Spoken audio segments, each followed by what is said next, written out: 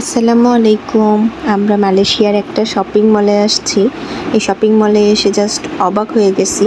এখানে first floor, second floor, যে ফ্লোরেই যাই এই গাছের টবের অভাব নাই।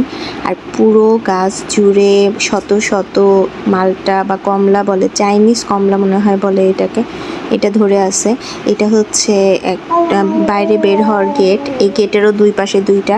আর ওই যে দেখতে পাচ্ছেন নিচেও কিন্তু পড়ে আছে, অথচ কেউ ধরতেছে না। তো আমি ভাবতেছিলাম যে নিচে যেগুলো পড়ে আছে এগুলো আমি নিব, দেখবো এগুলো কেমন মজা। আমাদের বাসায় হচ্ছে এরকম একটা গাছ ছিল যেটা খুবই টক খেতে, তো আমরা হচ্ছে সবসময় জুস করে খেতাম।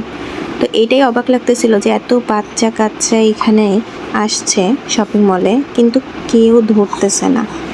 মানে ব্যাপারটা একটু এটা আসলে ফ্যামিলি থেকেই পায়।